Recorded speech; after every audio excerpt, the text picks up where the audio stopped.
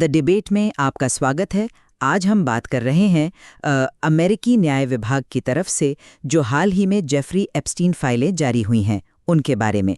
ये वो दस्तावेज हैं जो यौन तस्करी के दोषी फिनांसर जेफरी एप्स्टीन के ताकतवर लोगों के साथ जो रिश्ते थे उनके जाल पर रोशनी डालने का वादा करते थे। पर आज बहस का सवाल ये है कि क्या इन फाइलों का सामने आना वाकई पारदर्शिता की तरफ एक बड़ा कदम है? क्या इसने एप्स्टीन के नेटवर्क को सही में बेनकाब किया है, या फिर जिस तरह से इन पर वो काली स्याही फेरी गई है, सेंसरशिप हुई है और कई ज़रूरी दस्तावेज गायब हैं, ये सच को और भी उलझाने की एक कोशिश है? मुझे लगता है, देखिए, तमाम खामियों के बावजूद ये एक ज़रूरी शुरुआत है। और मुझे लगता है कि ये पारदर्शिता के नाम पर एक धोखा है, एक ऐसा धोखा जो असली गुनहगारों को बचाने के लिए रचा गया है। पैमाने को समझना होगा। 3 मिलियन से ज्यादा पन्ने, लगभग 1,80,000 तस्वीरें, 2,000 वीडियो, ये कोई छोटी मोटी बात नहीं है। आप सोचिए, अगर आप इन 3 मिलियन पन्नों को कागज पर छापें तो ये कई कमरों को भर देंगे। दशकों से जो अंधेरा था उसमें पहली बार रोशनी की एक किरण तो आई है।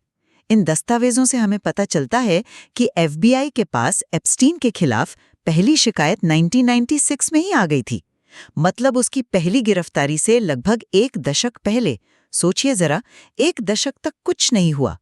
हमें bill Clinton, Michael Jackson, Prince Andrew जैसे लोगों के साथ उसके रिश्ते के तस्वीरें और ईमेल देखने को मिलते हैं। और बात सिर्फ अमेरिका या ब्रिटेन तक सीमित नहीं है। भारतीय उद्योगपति अनिल अंबानी और लेखक दीपक चोपड़ा के साथ उसकी बातचीत का भी जिक्र है।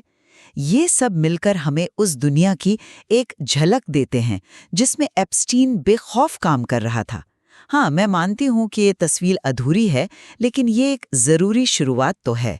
मैं आपकी बात समझता हूँ, बिल्कुल। लेकिन सवाल यह है कि अगर वो रोशनी सिलेक्टिव हो और सिर्फ उन जगहों पर डाली जाए जहां से कुछ खास नजर न आए, तो क्या वो रोशनी है या धोखा? आप 3 मिलियन पन्नों की बात कर रहे हैं, ठीक है, पर उन 550 पन्नों का क्या जो पूरी तरह से काले कर दिए गए हैं? उस 119 पन्नों के ग्रैंड जूरी दस्तावेज का क्या जिसे पूरी तरह सेंसर कर दिया गया? एप्स्टीन की एक पीड़िता है मरीना लसाडा। उन्होंने इसे हमारे मुंह पर तमाचा कहा है। उनका कहना है कि इसमें कुछ भी पारदर्शी नहीं है। यहां तक कि जिस कानून ने इस रिलीज को मुमकिन बनाया, उसके पीछे के रिपब्लिकन कांग्रेसी थॉमस मैसी ने खुद कहा कि ये रिलीज कानून की भावना और शब्दों दोनों का पालन करने में बुरी तरह विफल रही है। तो जब दस्तावेज ही गायब हो रहे हों, कम से कम 16 फाइलें, जिसमें डोनाल्ड ट्रंप की तस्वीर वाली एक फाइल भी शामिल बताई जाती है, तो इसे पारदर्शिता की जीत कैसे कह सकते हैं? गायब फाइलों और सेंसरशिप का मुद्दा वो वाकई गंभीर है। मैं इससे इनकार नहीं कर रही, लेकिन क्या इस वजह से हम उस जानकारी को नजरअंदाज कर दें जो सामने आई है? उदाहरण के लिए, हमें ये पता चला कि 2007 में न्याय विभाग ने एक अभियोग का मसौदा तैयार किया था, और इसमें सिर्फ एप्स्टीन ही नहीं बल्कि उसके 3 सहयोगियों पर भी आरोप तय होने थे। लेकिन उस मसौदे पर कभी अमल ही नहीं हुआ। क्यों नहीं हुआ? ये सवाल अब पब्लिक डोमेन में है। ये उस संस्थागत विफलता को उजागर करता है जिसने एप्स्टीन को सालों तक अपने अपराध जारी रखने की छूट दी। और आप तस्वीरों को सिर्फ गॉसिप की तरह नहीं देख सकते। जब बिल क्लिंटन की तस्वीर घिस्लीन मैक्सवेल के साथ पूल में दिखती है, या प्रिंस एंड्रू की तस्वीर सैंडरिंघम में महिलाओं के ऊपर लेटे हुए दिखती है, तो ये सिर्फ तस्वीरें नहीं हैं। ये उस पहुंच, उस प्रभाव और उस बेखौफी का सबूत हैं जो उसे हासिल थी। ये उस माहौल को दिखाती हैं जिसमें ये सब मुमकिन हुआ। ठीक है, तो पहुंच थी, ये तो हम पहले से जानते थे। लेकिन क्या सिर्फ नामों का सामने आना ही जवाबदेही है? क्योंकि मुझे तो ये न्याय से ज्यादा ध्यान भटकाने की एक तरकीब लग रही है। इन तस्वीरों से क्या किसी पे मुकदमा चल सकता है? नहीं। असल सबूत तो उन दस्तावेजों में था जिन्हें काला कर दिया गया है। हमें ये जानने से रोका जा रहा है कि न्याय विभाग ने पहले एक्शन क्यों नहीं लिया। FBI के साथ पीड़ितों के इंटरव्यू, चार्जिंग निर्णयों पर आंतरिक मेमो, ये सब पढ़ने लायक नहीं छोड़े गए हैं। एप्स्टीन की एक और पीड़िता है एशले रूबराइट। उन्होंने कहा है, यह किसी भी तरह से संभव नहीं है कि ये एक कवर अप नहीं है। जब आप लोगों को सिर्फ कुछ नाम और पुरानी तस्वीरें देते हैं, लेकिन उन प्रक्रियाओं को छिपा लेते हैं जिन्होंने न्याय का गला घोटा, तो आप पारदर्शिता नहीं बल्कि ध्यान भटकाने का काम कर रहे हैं। लेकिन कवर अप एक बहुत बड़ा शब्द है। क्या ये संभव नहीं कि ये केवल कानूनी प्रक्रिया की सुस्ती हो या अक्षमता हो, न कि कोई जानबूझकर की गई साजिश? और अगर हम नतीजों की बात करें तो इस रिलीज के वास्तविक परिणाम हुए हैं। स्लोवाकिया के राष्ट्रीय सुरक्षा सलाहकार मिरोस्लाव लाज़ैक, उन्होंने एप्स्टीन के साथ अपने टेक्स्ट मैसेज सामने आने के बाद इस्तीफा दे दिया। ब्रिटेन में लॉर्ड मैंडलसन ने लेबर पार्टी से इस्तीफा दे दिया। ये छोटी घटनाएं नहीं है। ये दिखाता है कि अधूरी जानकारी भी, वो भी वास्तविक दुनिया में असर डालती है। कुछ लोगों की जवाबदेही तो तय हुई है। एक दो लोगों के इस्तीफे से क्या होता है? क्या वो नेटवर्क टूट गया जिसने दशकों तक इस यौन तस्करी के रैकेट को चलने दिया? क्या असली ताकतवर लोगों पर कोई असर पड़ा? बिल्कुल नहीं। आप लाज़ैक और मैंडलसन की बात कर रहे हैं, लेकिन उन लोगों का क्या जिनके नाम सबसे बड़े थे? वो अब भी सुरक्षित हैं। और अगर ये रिलीज इतनी ही कामयाब होती तो पीड़ितों को अपनी जेब से लाखों डॉलर खर्च करके सुपर बॉल के दौरान विज्ञापन क्यों चलाना पड़ता? वो अटॉर्नी जनरल से सारी फाइलें जारी करने की मांग कर रहे हैं। वो ऐसा इसलिए कर रहे हैं क्योंकि उन्हें पता है कि सच अब भी दबाया जा रहा है। ये विज्ञापन इस रिलीज की सफलता का नहीं, बल्कि उसकी विफलता का सबसे बड़ा सबूत है। मैं इसे दूसरे नज़रिए से देखती हूँ। ये सार्वजनिक दबाव बना ही इसलिए है क्योंकि कुछ जानकारी बाहर आई। अगर सब कुछ छिपा रहता तो आज ही बहस ही नहीं होती है ना। ये रिलीज एक चिंगारी है, भले ही अभी आग न लगी हो। इसने एक राष्ट्रीय बहस छेड़ दी है और यही इसका सबसे बड़ा योगदान है। और हमें ये भी नहीं भूलना चाहिए कि ये मामला कितना वैश्विक है। जब हम भारतीय उद्योगपति अनिल अंबानी और एप्स्टीन के बीच 2019 में न्यूयॉर्क में बैठकों पर चर्चा करने वाले ईमेल देखते हैं, या फिल्म निर्देशक अनुराग कश्यप और नंदिता दास का जिक्र पाते हैं, भले ही वो सामाजिक कार्यक्रमों के संदर्भ में हो, तो आपको समझ आता है कि यह सिर्फ अमेरिका या ब्रिटेन के अमीरों का क्लब नहीं था। एप्स्टीन का जाल वो पूरी दुनिया में व्यापार, राजनीति और कला तक फैला हुआ था।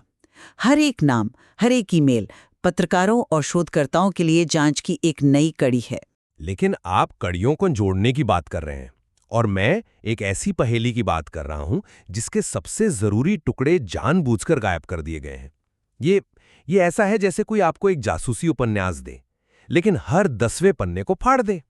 आप कहानी के कुछ हिस्से तो जान जाएंगे, लेकिन असली साजिश क्या थी ये कभी पता नहीं चलेगा। और ये मेरी अटकलें नहीं है। हम जानते हैं कि न्याय विभाग के पास लगभग 6 मिलियन पन्नों के दस्तावेज थे, लेकिन उन्होंने जारी किए सिर्फ 3.5 मिलियन। सीधा सवाल है, उन बाकी 2.5 मिलियन पन्नों में क्या है? किसका नाम है?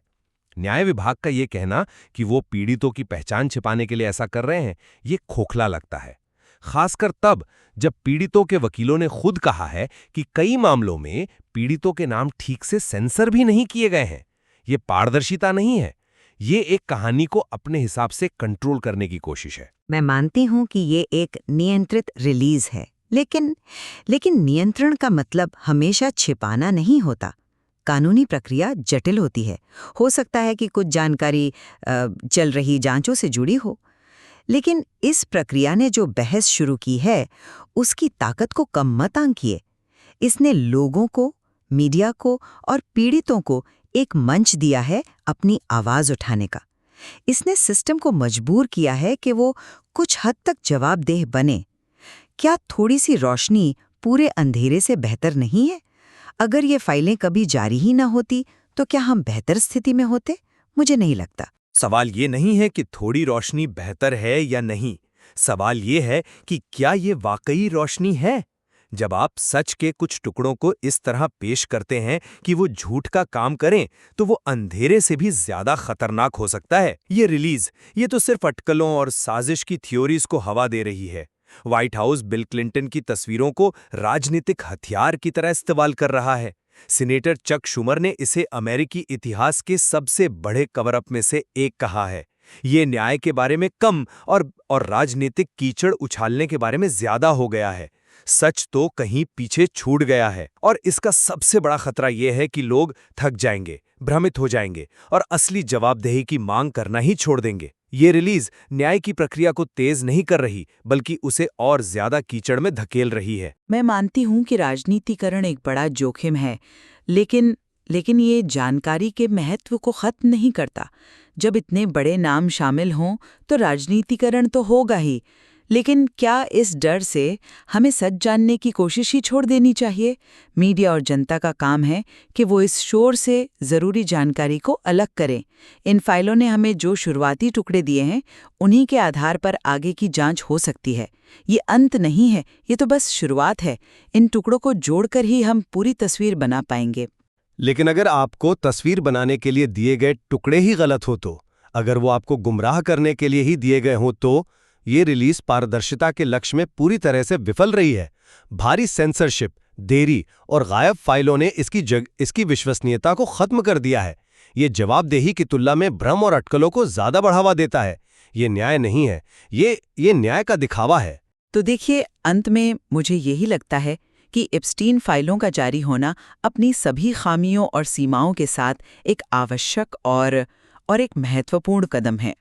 इसने जेफरी एप्स्टीन के वैश्विक नेटवर्क को सार्वजनिक बहस के केंद्र में ला दिया है। इसने उन शक्तिशाली दरवाजों पर दस्तक दी है जो दशकों से बंद थे, और हमें उन सिस्टम पर सवाल उठाने के लिए मजबूर किया है जिन्होंने उसके अपराधों को इतने लंबे समय तक चलने दिया। और मेरा मानना है कि ये रिलीज पारदर्शिता के अपने मूल लक्ष्य को पाने में नाकाम रही है। ये न्याय की तरफ एक कदम नहीं, बल्कि न्याय के रास्ते में एक और रोड़ा है। जब तक पूरी और बिना सेंसर की हुई जानकारी सामने नहीं आती, तब तक ये सच को उजागर करने का नहीं, बल्कि उसे दफनाने का एक और जरिया बनकर रह जाएगा। ये न्याय की दिशा में एक खोया हुआ अवसर है। तो ये स्पष्ट है कि इन दस्तावेजों की व्याख्या पर गहरा मतभेद है।